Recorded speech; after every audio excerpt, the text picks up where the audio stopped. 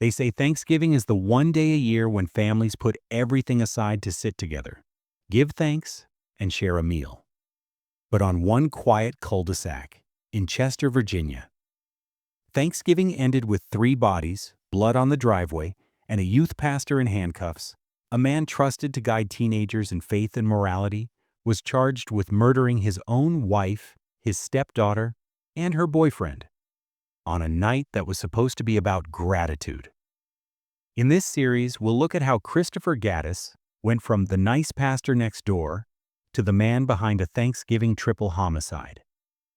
We'll dig into the smiling photos, the church leadership, the good people reputation, and the simmering anger that turned deadly. This is part 1, The Pastor Next Door. Let's get started.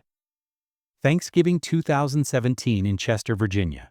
If you drove through the Ashley Forest subdivision that week, it probably looked like a picture-perfect American holiday. Single-family homes with neat lawns, cars parked in driveways as adult kids came home for the long weekend, yellow porch lights glowing in the November chill. Inside most houses, ovens were running non-stop, football was on TV, and someone was always asking, "Do we have enough pies?" On Dogwood Court, one house in particular blended in so well that no one would have guessed it would end up on national news.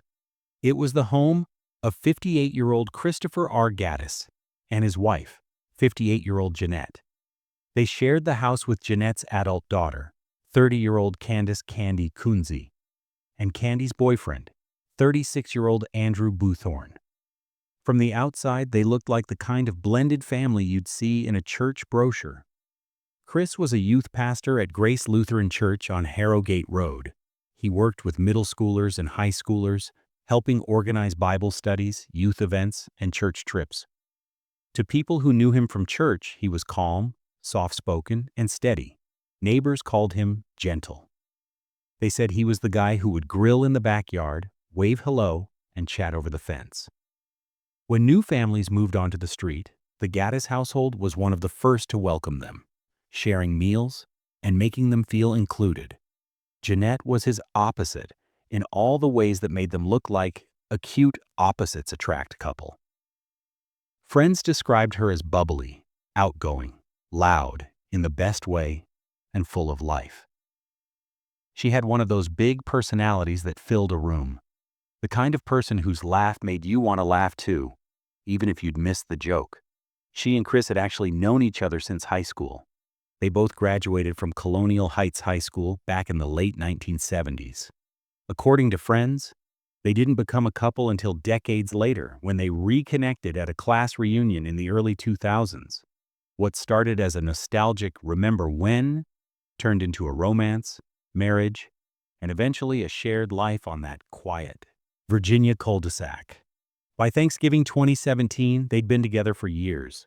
Church friends had photos of them at their 40th high school reunion just months earlier. Arms wrapped around each other, big smiles, looking like a happy, settled pair who'd found their way back to each other. If you scrolled past that photo, nothing about it would scream danger. And that's what makes this case so unsettling, because the 3 people who died on that driveway and inside that house were not strangers, not enemies, not intruders. They were the people Christopher Gaddis was supposed to love most. Let's talk about the victims. On paper, you could reduce them to names, ages, and causes of death, but they were more than that. Jeanette Lynn Lau Gaddis was 58 years old. Friends and family remembered her as full of love and energy, a woman who poured herself into her relationships, her church, and her children. She wasn't just a wife and mother. She was the kind of person people gravitated towards. The idea that her life would end violently, in her own home, at the hands of her husband, felt almost impossible for those who knew her. Her daughter, Candace Lau Kunze, everyone called her Candy, was 30. Candy had what people around her described as an almost contagious zest for life. She loved to travel, not in a superficial take photos for Instagram way, but because she genuinely wanted to see and expose the beauty in the world. She took that curiosity and turned it into a career. Candy became a physical therapist. She earned a doctoral degree in physical therapy in 2016, and she used it to mix work and wanderlust. She didn't just stay in one place. She traveled for assignments, working as a traveling physical therapist and helping patients in different parts of the country.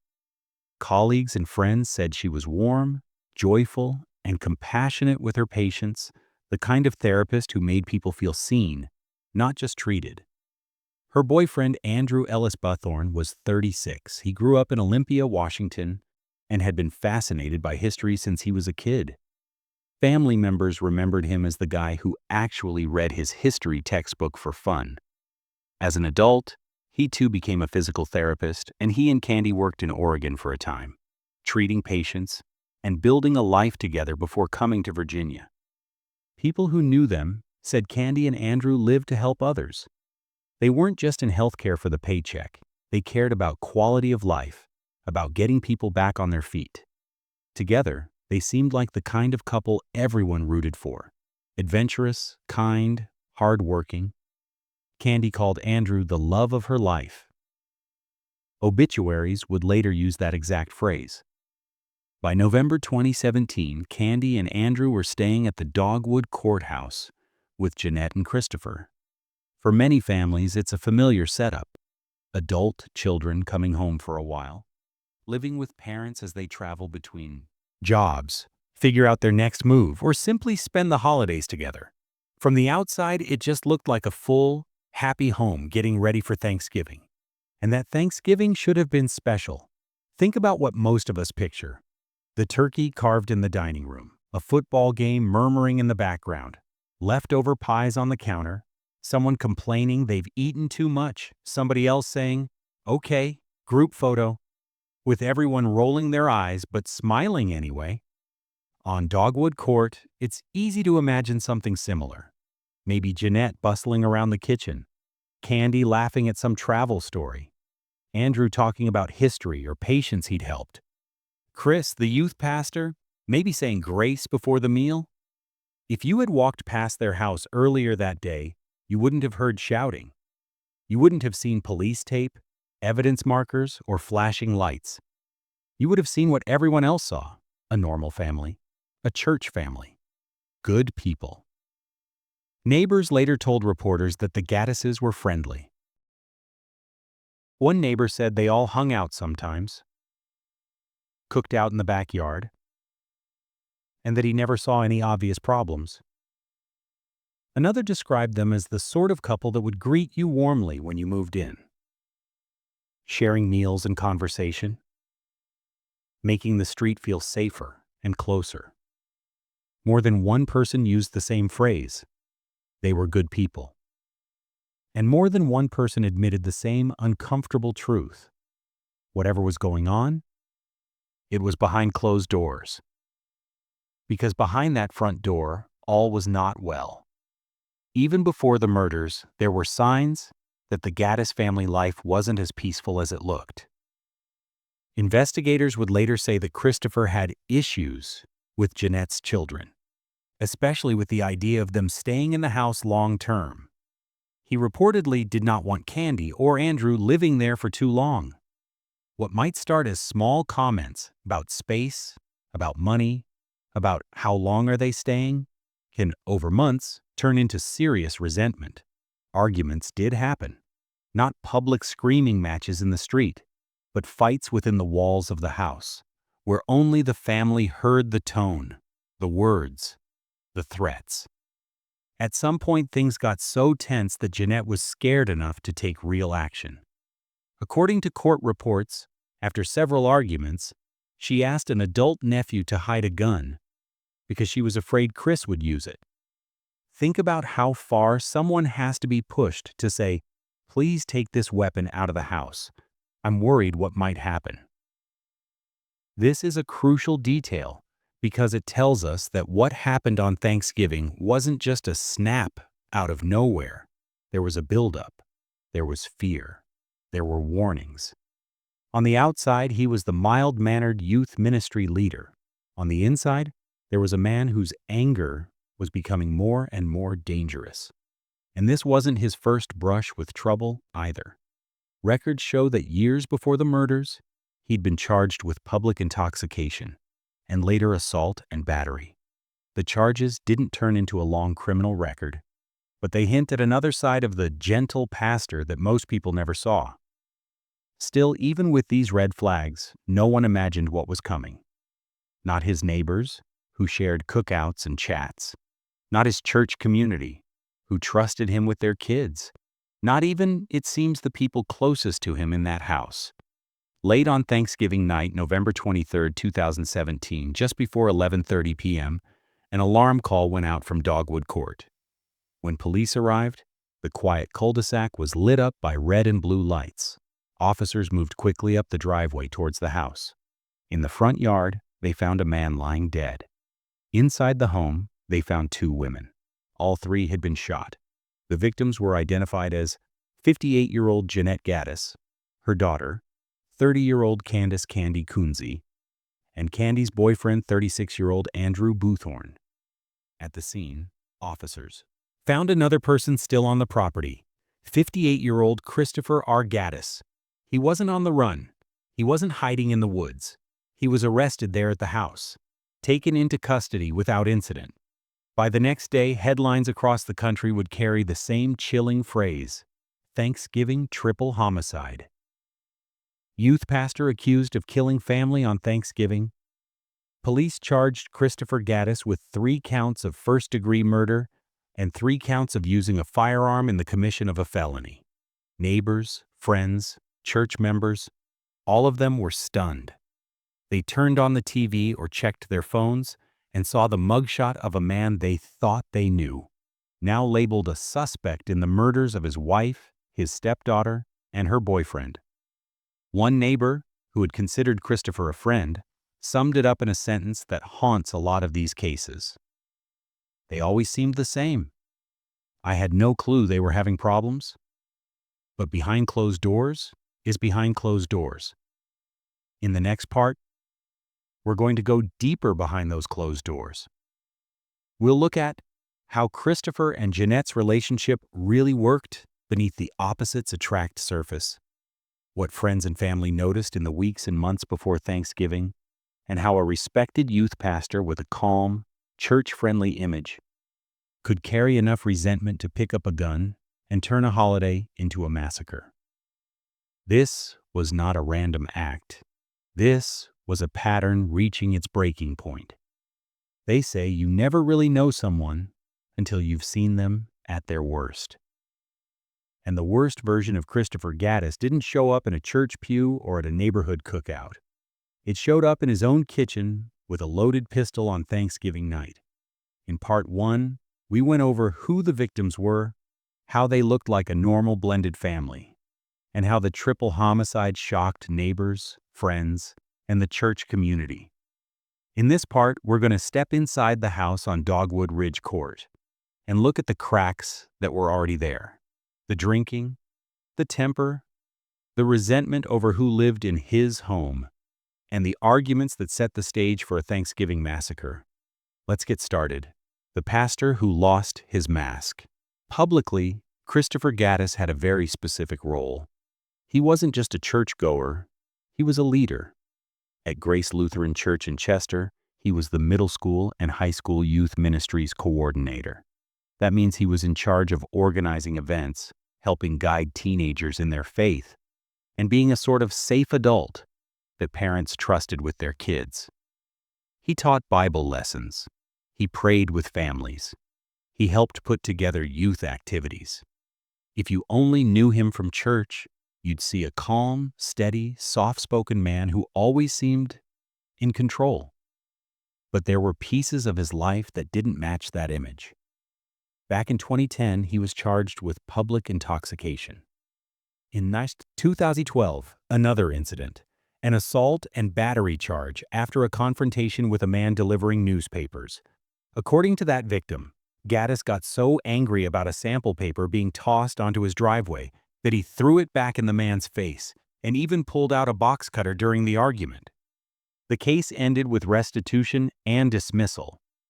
It didn't brand him as a longtime criminal, but it did reveal a nasty streak of anger and a willingness to escalate a minor annoyance into something threatening. People who crossed paths with him on a bad day described him as on edge. So we have two versions of Chris: the youth pastor, patient and polite; the man who would explode over something small when he felt disrespected or challenged. Most of the world only saw the first one. Inside the house, the second one showed up more often. Moving back home. When Jeanette's daughter Candy Kunze, and her boyfriend Andrew Buthorn came to stay at the house, it wasn't supposed to be a permanent arrangement. Like a lot of adult children, they were in transition, working as traveling physical therapists, moving around for contracts, and spending time with family in between. By 2017, Candy had moved back home from Oregon, bringing Andrew with her. They all lived together under one roof. Chris, his wife, Jeanette, her daughter, Candy's boyfriend, Andrew. From the outside, that might sound cozy. A full house, extra laughter, extra hands in the kitchen for Thanksgiving. But in Chris's mind, it was a problem. Investigators later found that he had issues with Jeanette's children. He didn't like them staying there. Specifically, he did not want Candy and Andrew living in his house for long. He saw them as intruding on what he thought of as his space, his routine, his control. Think about the power dynamic here. Chris is the homeowner and the stepfather. Candy is an adult daughter coming back home. Andrew is the boyfriend, an outsider in Chris's eyes. It's not hard to imagine the kinds of comments that might come up. How long are you two planning on staying? Are you helping with the bills? This isn't a hotel, you know. Arguments started happening. Not necessarily screaming matches in the street, but tense, exhausting confrontations in the kitchen, in the living room, behind closed doors. Over time, those arguments got more serious. Police would later say that in the weeks leading up to Thanksgiving, there had been several disagreements inside that house. Some centered around the living situation. Some likely involved alcohol. Some probably touched sacred ground, respect, authority, and who actually ran that home. The only people who really know exactly what was said are the ones who were there. And 3 of them are no longer alive to tell their side. But we do know this: Jeanette became scared enough of her own husband that she took action. Hiding the gun. At some point after multiple arguments, Jeanette asked an adult nephew to do something disturbing. She told him to take a gun from the house and hide it. Why? Because she was afraid Chris would use it. That one decision tells us so much. This wasn't just, we had a fight and he raised his voice. This was, I am so worried about what my husband might do with a firearm that I want it removed. She knew his temper. She'd seen how angry he could get. And she didn't trust him around a gun when emotions were high. The nephew did what she asked, but there was a problem. Chris still had access to another weapon. On Thanksgiving night, it wasn't the hidden gun that mattered. It was the .45 caliber pistol he still had. Tension, alcohol, and a holiday boiling point. Thanksgiving 2017 started like a normal holiday. Food was cooked, family was together.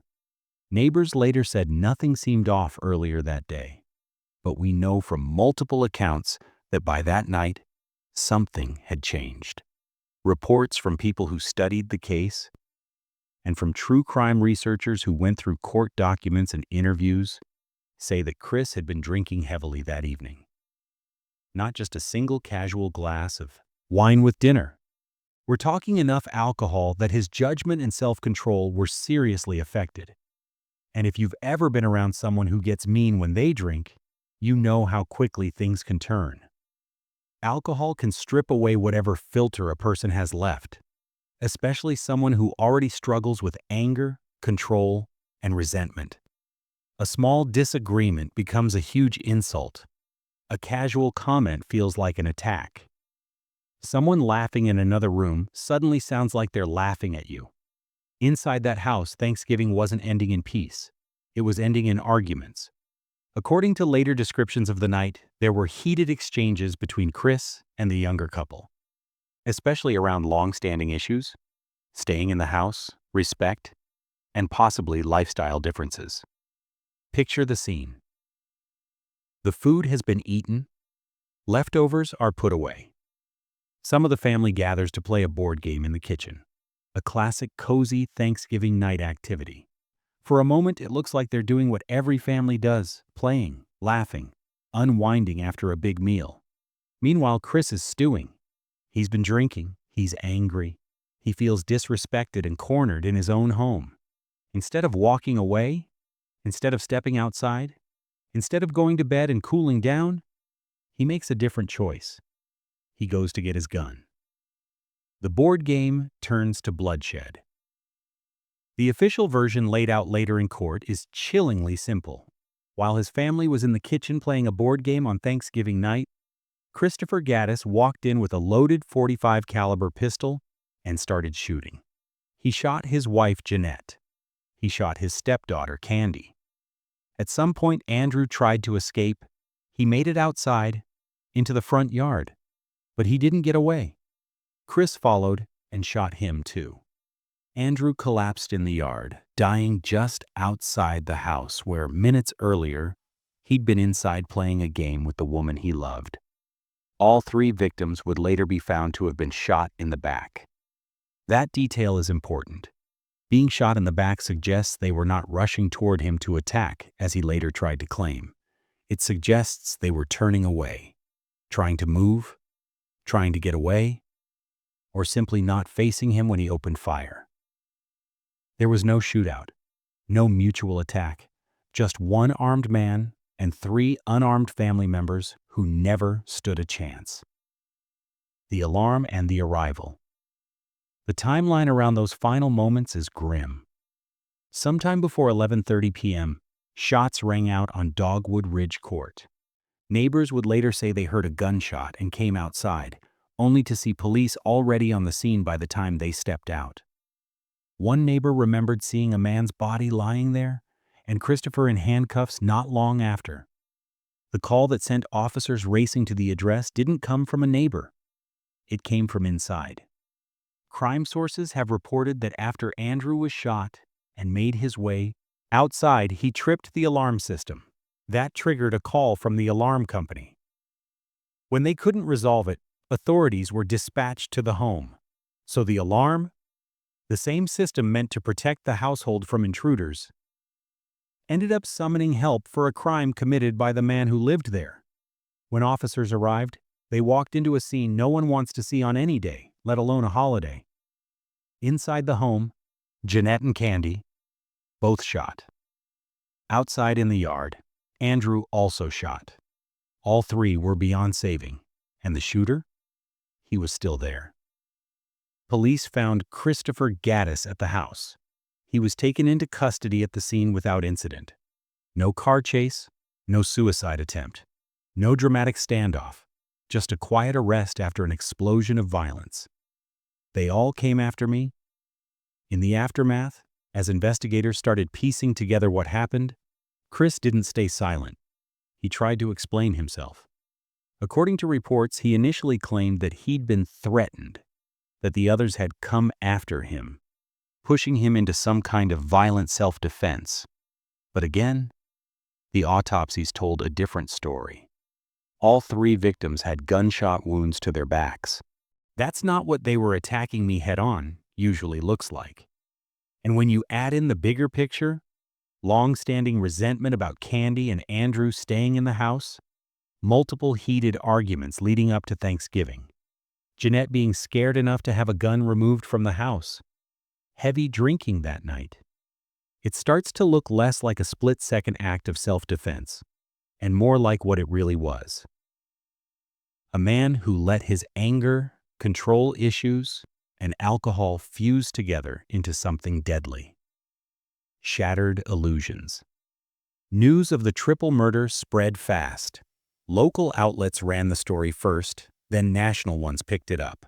A youth pastor, Thanksgiving night, 3 family members dead, people who knew the victims, and the killer struggled to make sense of it. Friends of Jeanette described being heartbroken and in disbelief that a woman so full of life and so proud of her children had died this way. People who had known Candy and Andrew as caring, adventurous physical therapists couldn't imagine them as anything but helpers. The kind of couple whose whole job was literally helping people move without pain. Neighbors who'd laughed and grilled with Chris Gaddis had to face a truth that scares a lot of us. You really can live next to someone for years and have no idea how dangerous they are behind their own front door. And for the church community, the devastation came with an extra layer of betrayal. Parents who had trusted this man with their children, who had sent their teenagers on youth trips with him, suddenly had to accept that he was capable of something unthinkable. Was it rage? Was it control? Was it pride pushed to a lethal extreme?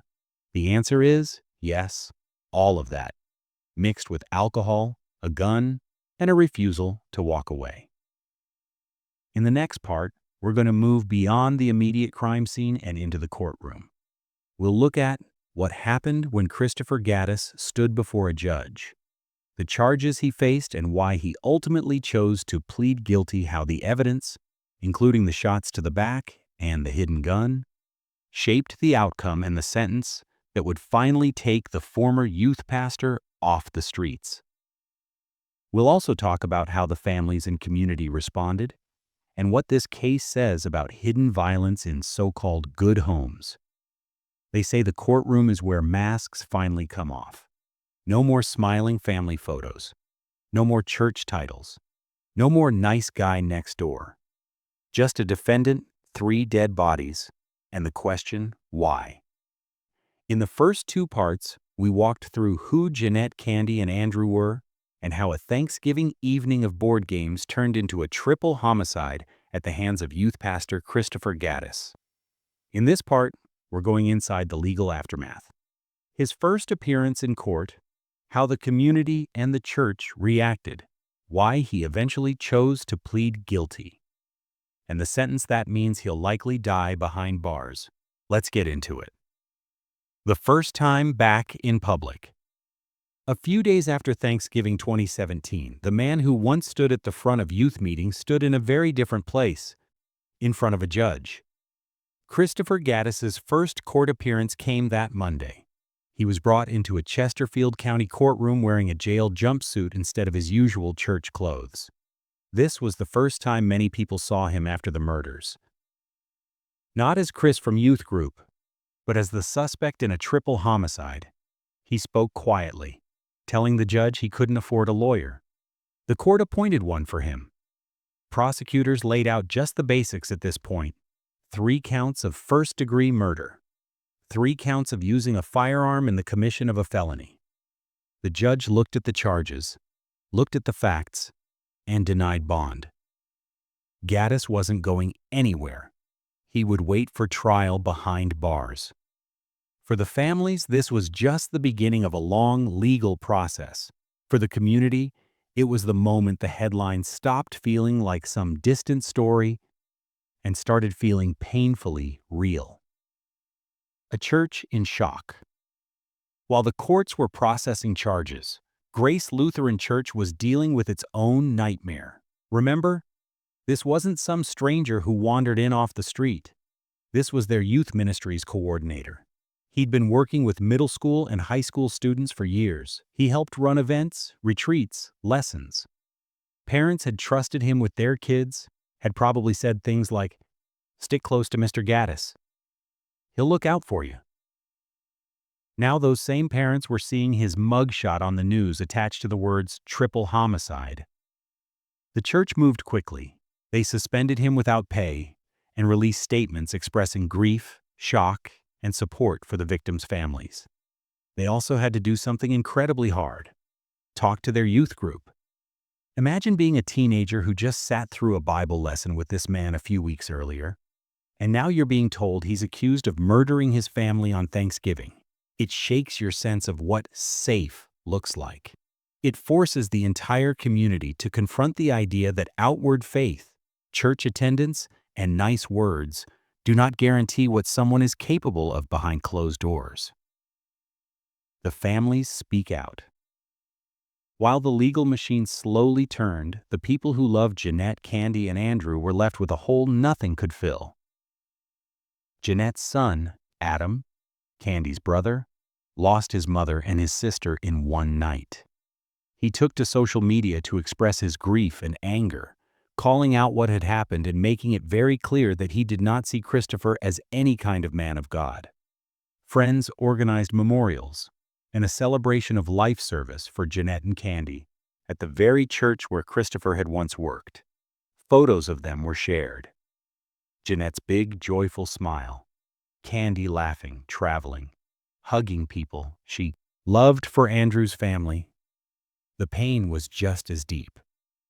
They had trusted that their son was spending Thanksgiving in a loving home, with the woman he loved and her family.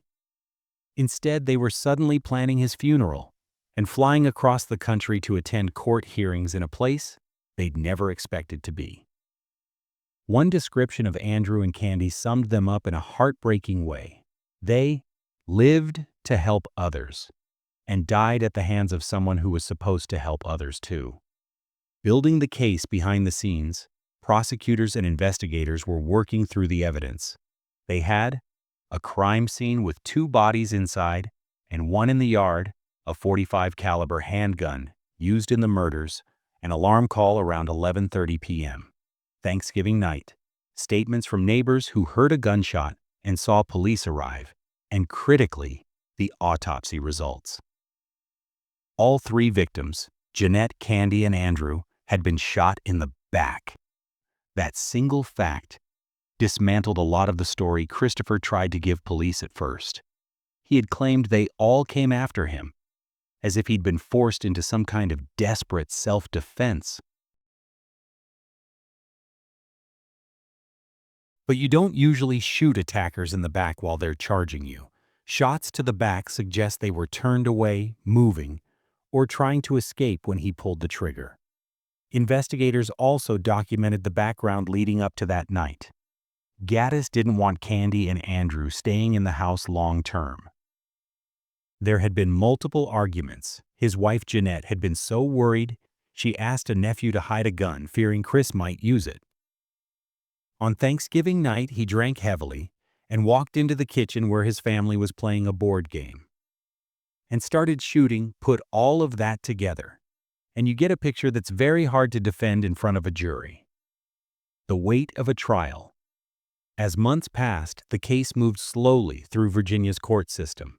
Each step was another wound for the families. Hearings, motions, legal arguments.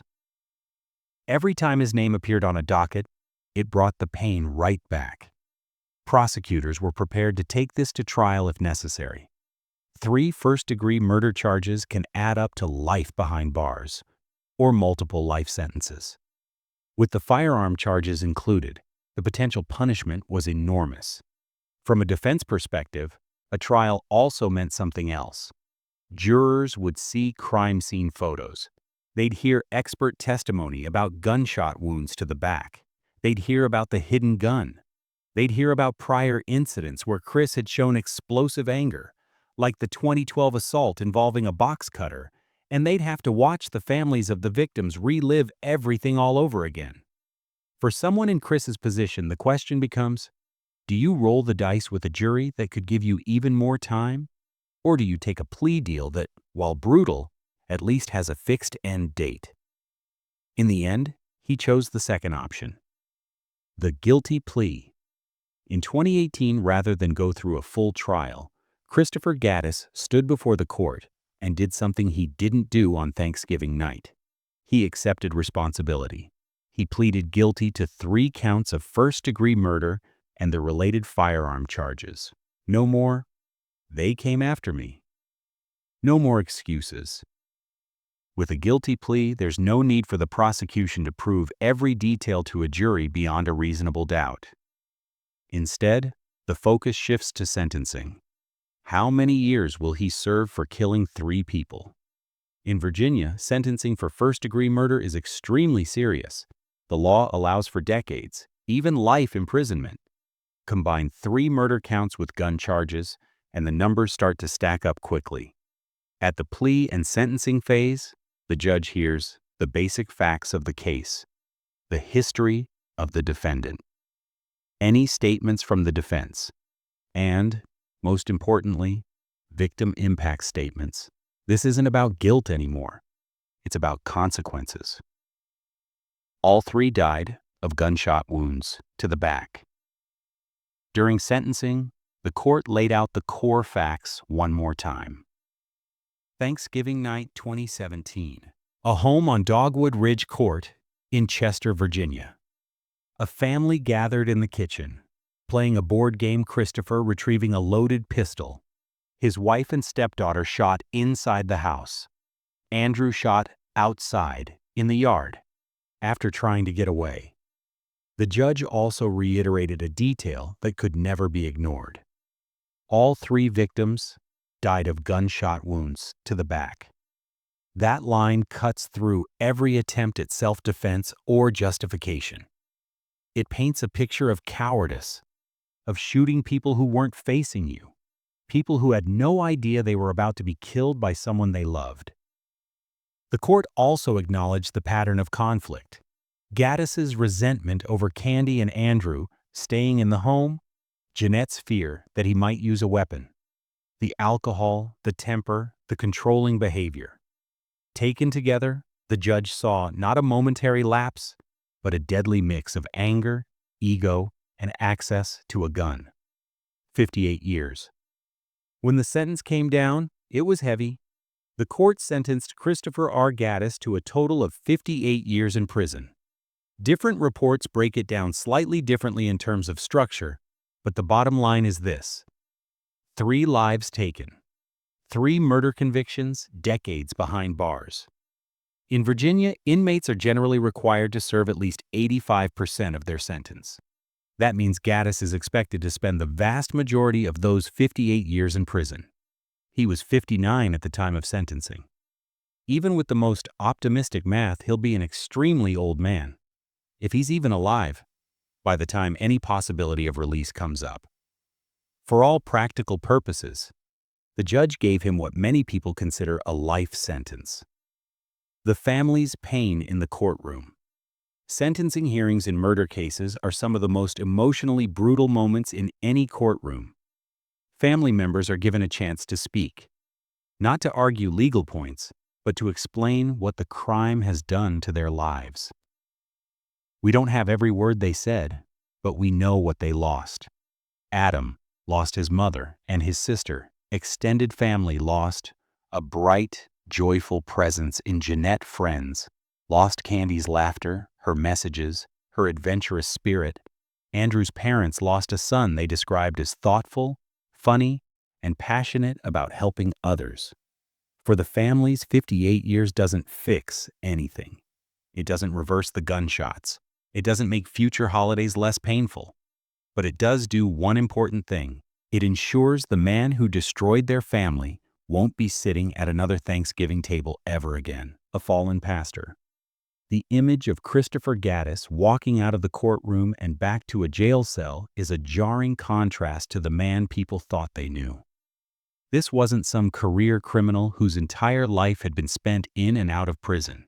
This was a husband, a stepfather, a neighbor, grilling in the backyard, a youth pastor teaching kids about faith, forgiveness, and self-control.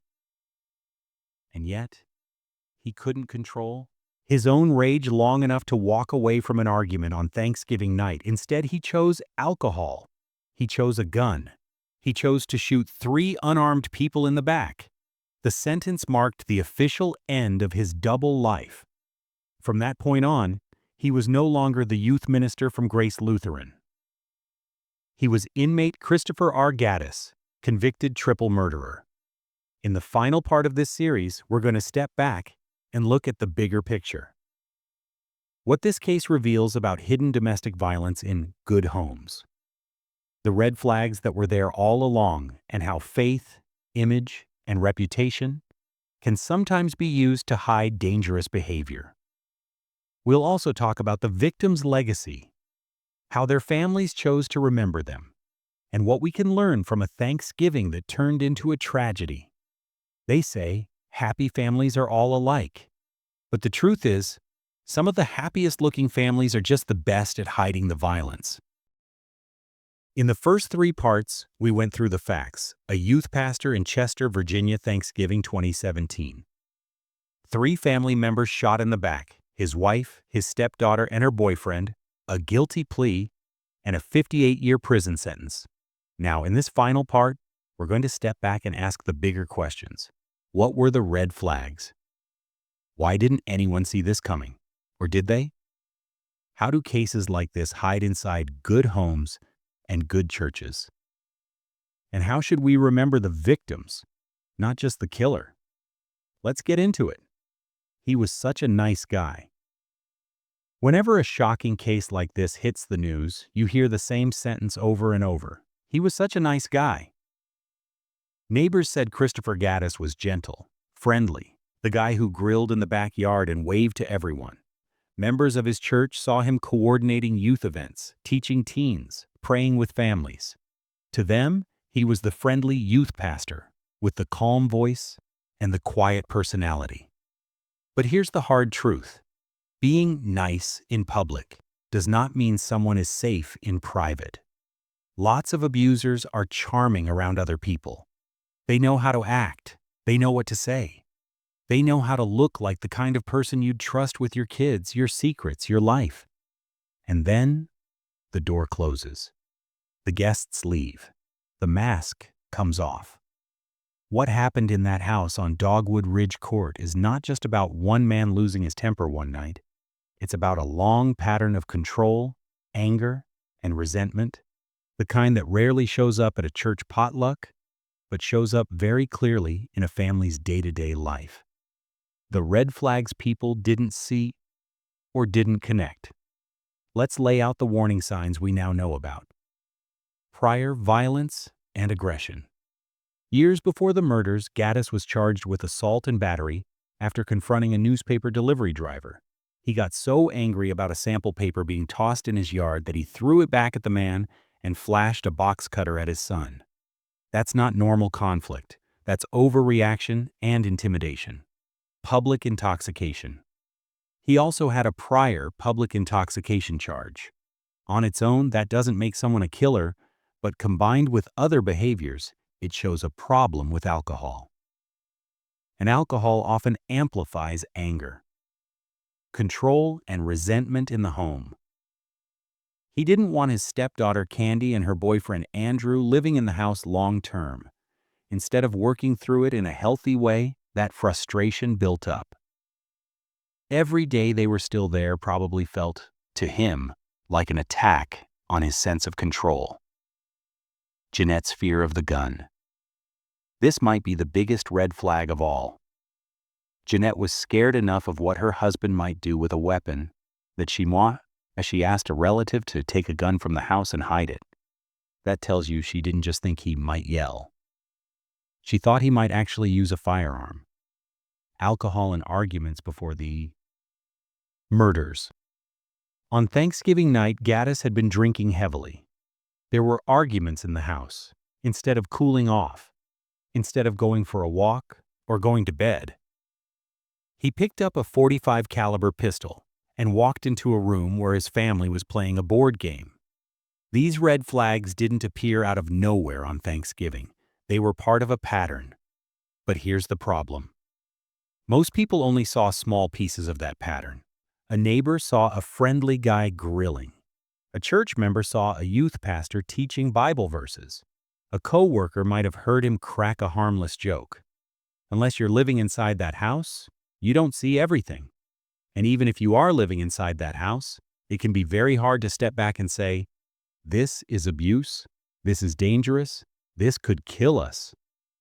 The myth of the good Christian home. There's another layer to this case that makes it harder for some people to accept. The killer wasn't just a husband. He wasn't just a neighbor. He was a church leader. We like to believe that faith automatically protects people from this kind of violence, that if someone works at a church, they must be safe, that if a family is active in ministry, their home is automatically healthy. But domestic violence doesn't care about religion, money, social status, education. It happens in poor homes and rich homes, homes with no faith, and homes full of Bible verses on the wall.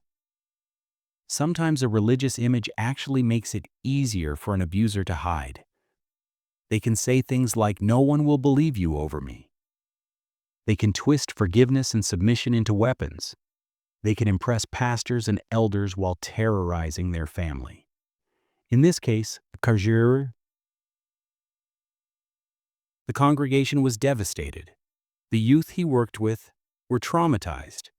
They had to process the fact that someone who read scripture with them could also pick up a gun and shoot 3 people in the back.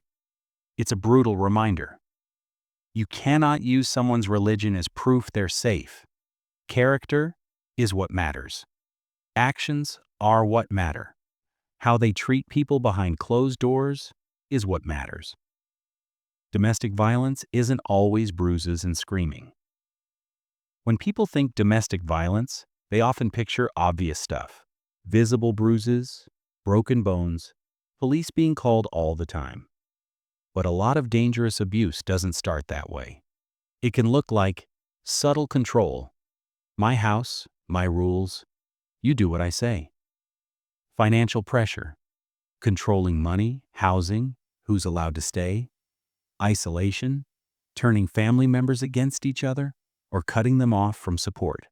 Threats and intimidation, punching walls, slamming doors, getting in someone's face, weapons in the home, guns or knives used as "I could if I wanted to," symbols of power.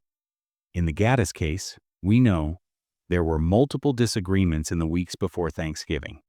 There was deep resentment over Candy and Andrew being in the house. Jeanette was worried enough to remove a gun. Those are not just little quirks. They're signals. The problem is, families often feel embarrassed, scared, or confused. They hope things will get better. They don't want to cause drama. Sometimes they even worry people will judge them for speaking up. And sometimes, like in this case, they never get a chance to reach out for help. The victims deserve the spotlight. It's easy in true crime to get pulled into the killer's story. Why did he do it? What was his childhood like? What went wrong in his mind? But at the center of this case are 3 people who did not choose violence and whose lives were full of love and purpose before they were taken away. Jeanette Gaddis, 58. A warm, outgoing woman described as lively, loud in a good way, and full of love. She reconnected with Chris after high school, built a blended family, and was known for her energy and her heart. She was a mother, a wife, a friend. Her life was not supposed to end on her own kitchen floor. Candy Kunze, 30, Jeanette's daughter. A traveler, a physical therapist, someone who worked hard to help her patients and loved seeing the world. She had earned an advanced degree and used it to improve lives. Friends remembered her as joyful, compassionate, and fun. She was playing a board game in her family home on Thanksgiving night when her stepfather decided to end her life. Andrew Ellis Buthorn, 36, Candy's boyfriend. A man who grew up loving history, who became a physical therapist himself, and who traveled for work and for love. He left Oregon to spend Thanksgiving with Candy and her family in Virginia. He was shot outside in the yard, trying to escape, gunned down by the father figure whose home he was staying in. They had plans. They had people who loved them. They had futures.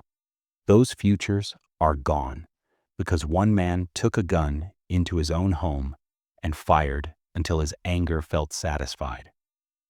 Whenever we talk about this case, their names should come first. What this case should teach us. So what do we take away from all this? Because if we just say, "Wow, that's horrible," and move on, nothing changes. Here are a few hard but important lessons. Violence can hide behind a very normal face. A friendly neighbor can be dangerous. A church leader can be abusive. A nice guy can still be capable of lethal control when he feels his authority is threatened. Red flags matter, even if they seem small at the time. Someone who explodes over tiny problems, uses weapons to intimidate, or constantly blames others for their rage is not just hot-headed. They're showing you who they are. If someone is scared enough to hide a gun, take that seriously. Jeanette's decision to have a gun removed from the house was a huge sign that things were not okay. If you ever hear someone say, "I had to hide the weapon because I'm scared what they might do," that's not drama, that's danger. Domestic violence isn't less serious just because it happens in a good family. Comments like, "they were excellent people," or "they always seemed happy," can unintentionally dismiss victims. The reality is, abuse can exist right underneath a polished surface. Holidays and high-stress times can be especially risky. Money pressures, alcohol, family tensions, expectations, alchanasis. They all collide on days like Thanksgiving. If there's already a pattern of control or anger, those moments can be explosive. If this feels familiar, if anything in this story feels a little too close to home, maybe not the gun, not the murders, but the control, the temper, the way people walk on eggshells around one person, that's a sign to pay attention. Abuse doesn't have to end in murder to be real. You don't have to wait until it gets as bad as that case before you're allowed to take it seriously. Reaching out for help can look like talking to a trusted friend or relative, reaching out to a local domestic violence service or shelter, quietly gathering important documents and planning a safe way out if things escalate. In many countries, there are hotlines, shelters, and organizations whose entire purpose is to help people in situations like this. If you or someone you love is in danger, getting information is never a bad step. You are not overreacting for being scared. You are not ungrateful for wanting to be safe. You are allowed to survive. The empty chairs at the table. Every year when Thanksgiving comes around, there are 3 empty seats that should have been filled. Jeanette's, Candy's, Andrew's. Their families don't get a normal holiday anymore. They get memories, grief, and a painful reminder of what was taken from them in minutes. And somewhere in a Virginia prison, the man who caused it all is counting the years in a tiny cell. No backyard grill, no youth group, no more pretending to be the gentle pastor next door. He built his life on control and image. In the end, he lost both. What do you think when you hear this case? Do you think 58 years was enough for a triple murder like this? Do you believe there's anything that could have stopped this before it happened? Tougher gun rules in the home? More serious reactions to earlier violence? Or better awareness of domestic abuse red flags? Have you ever known a family that looked perfect on the outside but felt off? Once you saw more? Let me know your thoughts in the comments. If you want more deep dive true crime cases told in this style, don't forget to like this video, subscribe to the channel, and turn on the notification bell so you don't miss the next case.